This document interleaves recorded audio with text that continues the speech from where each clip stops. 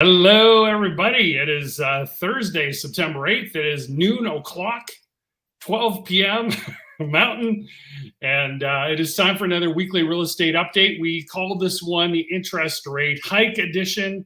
Jayden back's with us as always. So, Jayden, it is your show for the first few minutes here. We wanted to do this first because I think it's something everyone's talking about. With interest rate hikes, if you're on a variable, obviously there's ramifications. So, Jayden, take it away. First of all, talk about the hike. Tell us, for those that don't know, what the hike was and what that means to people right now. Yeah, for sure. So this could be our fifth interest rate hike edition of the year. This fifth Yeah, time the Bank of Canada right. has raised the rate. They did 3/4 of a point yesterday, so 0.75%. It was widely kind of between zero point 0.5 and 0.75, and they decided to be more aggressive as they've done the last two rate hikes. But it was widely expected to be last time 0.75, and they went to 1. So what does this signal to us? It tells us that they are still worried about inflation.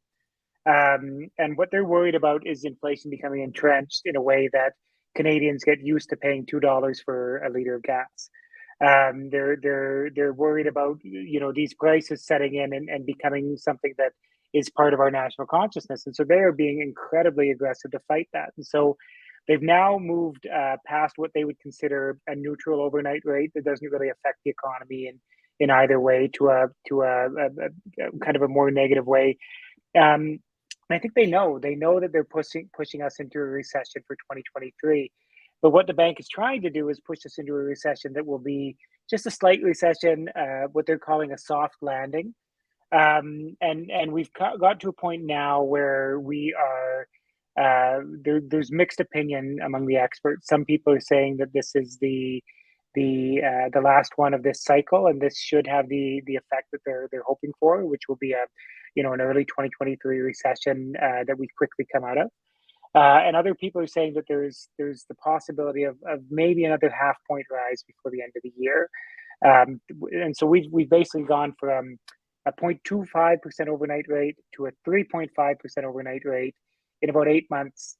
So it really has impacted some of our people, specifically in adjustable rate mortgages, to what their payments are looking like. And so, unfortunately, the government isn't particularly worried about those people, because all of these people have been pre-approved based on them having to make payments at 5.25%, and the government is saying, okay, you can afford to make those payments based on 5.25%, based on the pre-approval we've done for you.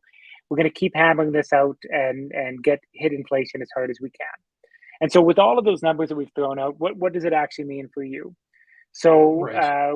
we're now at 5.45 on our what is our prime rate, which is based on that overnight rate of 3.25. And the vast majority of people would have a discount of about 1% usually.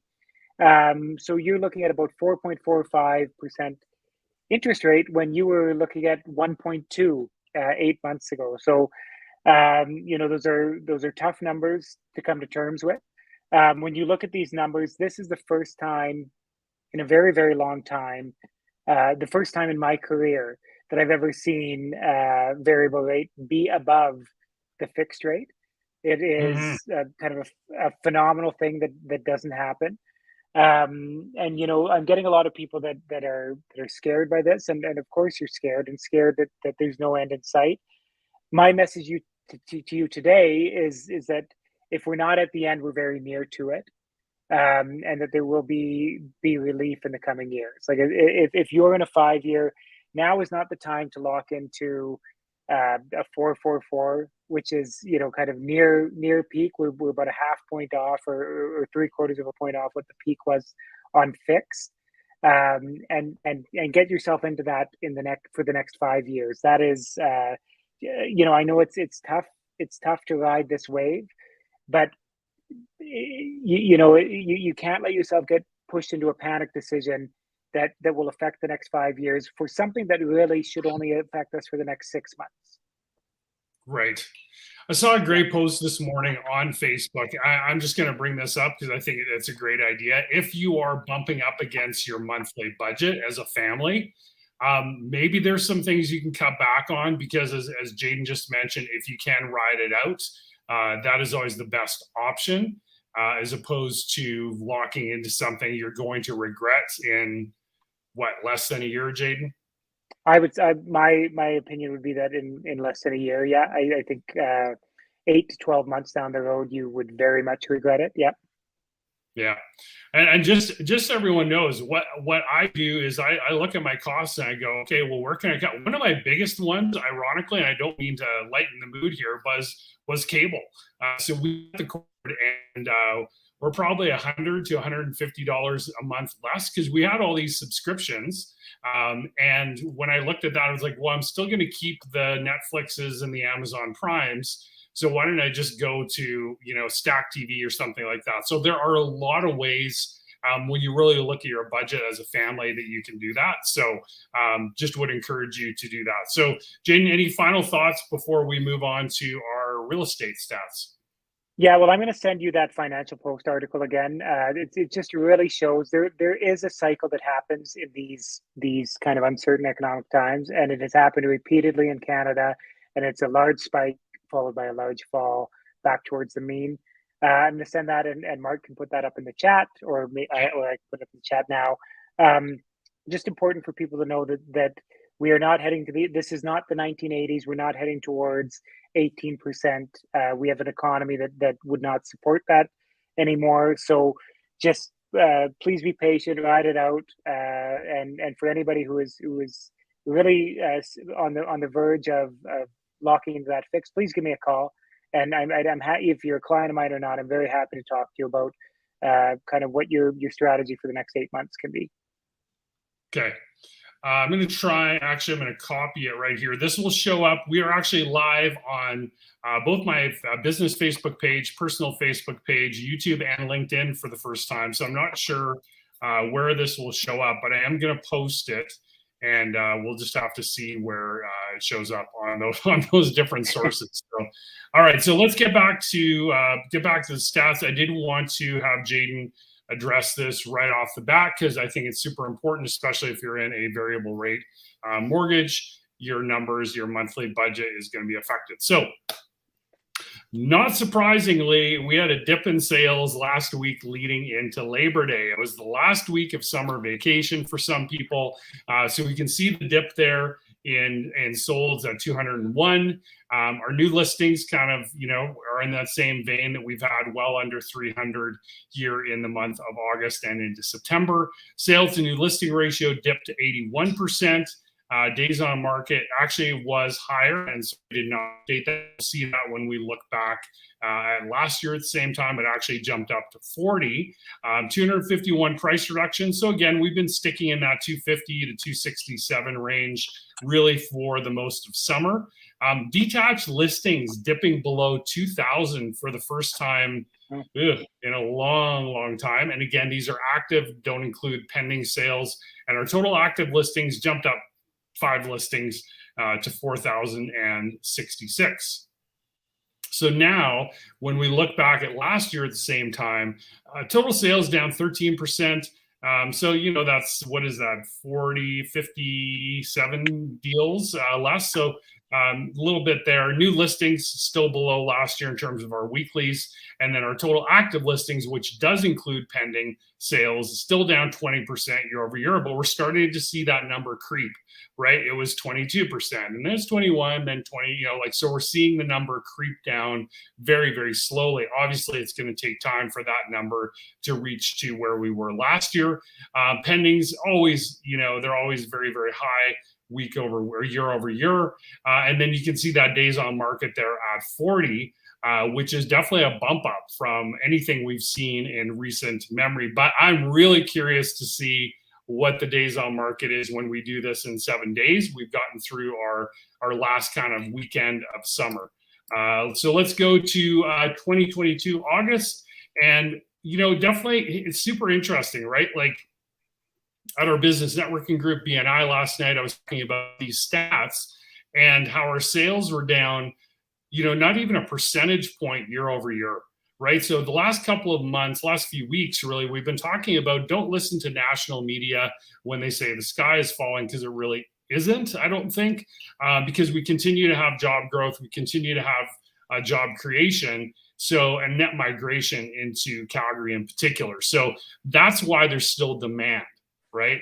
Again, I'm almost weekly now talking to buyers from Vancouver, from Toronto, that are looking to compare Calgary to Toronto, Calgary to Vancouver. So 0.5%, that's basically flat to last year.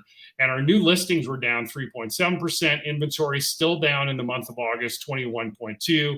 Months of supply, though, is starting to go back up. So that is the number that we watch as real estate professionals to go, ooh, like when we were 3 years ago prior to COVID, it was, depending on the segment, it was 3 and 4 and 5 months. Apartment condos were up to like 6 months of supply. So that's the number that we really keep an eye on as well. And then you can see the price increases there in the city. Overall, we were up 11%, detached up 13 in the third, 13.3. Price up 14%. So what happened there, and I want to explain this a little bit. So row prices really took another big jump because there's not a lot for sale under $500,000. So if you're a detached buyer, you're looking to semi-detached and row townhouses as your next best option. And I think semi-detached, there's not the listings coming on. So that's why we're seeing the bigger jumps in row prices and apartments, 10.2% up to 277.7. Having said that, so this year to date, our sales are 67%, 67% of where they were in the same time last year, which is unbelievable, right? Having said all that, the prices are still not what they were in 2014.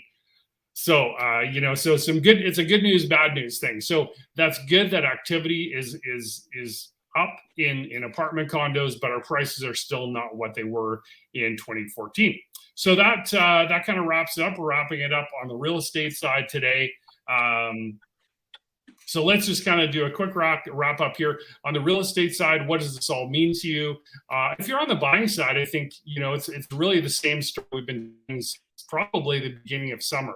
There's a little bit more time for you to make an offer with conditions, and you'll probably get it for a little bit under asking. I just had that scenario in the last week here, but then my similarly on the townhouse side, I have put a listing on, and we have an accepted offer. I can't disclose the price, but my sellers are very happy with the pricing, because that's a row townhouse, right? So you kind of see the difference, detached versus row townhouse, just in that anecdotal example. But certainly with prices up 13% on the detached side, still a great time to sell. And Jayden, maybe one final closing thought from you. We'll put your contact information in the chat, but people are probably freaking out a little bit again today. What should they do right now, this afternoon, this evening? Just stay the course. The sky is not falling. Okay. You should talk to somebody that you trust, and make sure that you are getting yourself informed. If you get that letter, and you've just had enough, and you feel that you do need to lock into that fix, that's fine. But have the conversations beforehand. Please don't make any panic moves. That's my thing. Just stay the course, stay calm, don't panic. We can get through this. We're all going to get through this together. All right. That sounds good. Great advice from a professional in the industry that watches this every day. So please reach out to Jayden, reach out to myself if you have questions about real estate, and we will talk to you all in 7 days. Have a great weekend, everybody.